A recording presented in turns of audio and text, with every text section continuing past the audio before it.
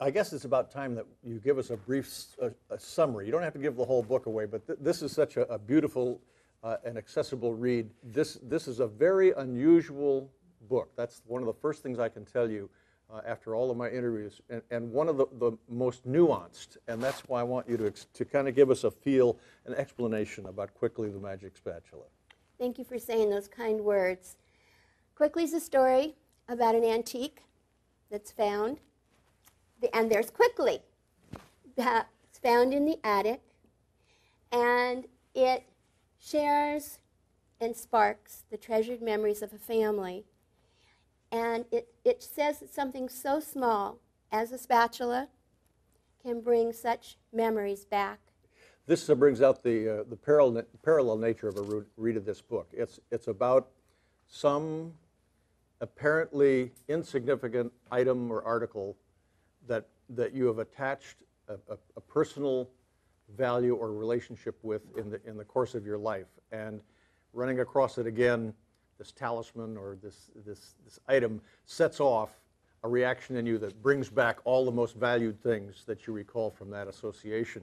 And I like to point out that this is the lesson of the book. She is basically inviting you to apply this same vision.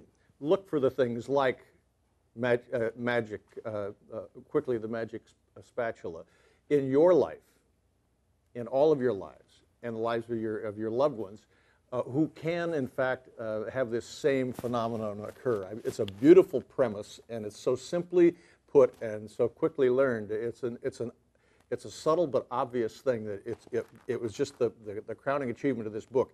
And I can only tell you it's done so tastefully and so effectively that it's one of the best and shortest reads I've ever done in my literary career to date.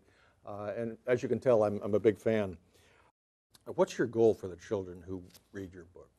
I want to inspire them, and I want to inspire their families to sit down and talk about their family history and their family stories. In the book, there's a section for parents and children to sit down and write their own family stories, their own memories, their own what's important in their life. There's also a recipe in the book. Let's cook with those kids. Have them work out the recipes. There's math, there's writing, there's literature, there's all of these wonderful things that come together that children can learn.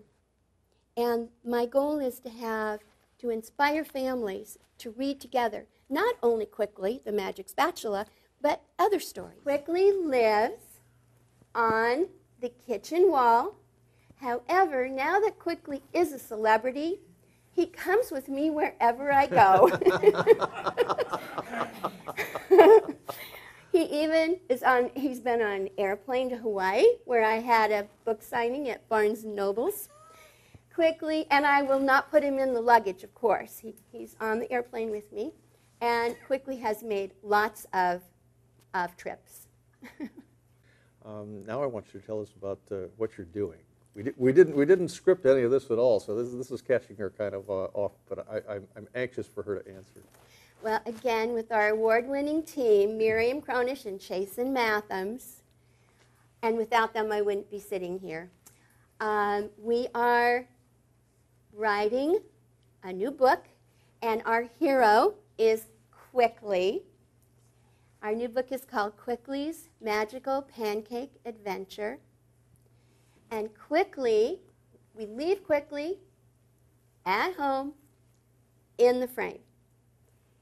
But Quickly, we've established his magic, so Quickly decides that he should slyly slide off the wall, leaves a note to his family telling them that he's going on a trip, because you can never leave your family without telling them where you're going, and decides to go on a pancake adventure, and he does, and he has a pretty cool one. Pretty cool one with hot pancakes. Oh, great. Again, now that you know what goes into this, how long do you have how long have you got this calendared out? Now that you know how long it took to get the first Quickly done, give us a feeling for how you are approaching doing the sequel. You think a sequel's easy. That's perhaps even harder than the original in many cases. But tell us how you're scripting this out so that you can, and about how long you think it's going to take to create another whole adventure and tie it all together and go through the writing and publication process again. Well, we've been very lucky. We are on the last leg of it. All of the illustrations are done. The story is written. We just have a few more weeks with our incredible illustrator putting together. You are very close. Yes.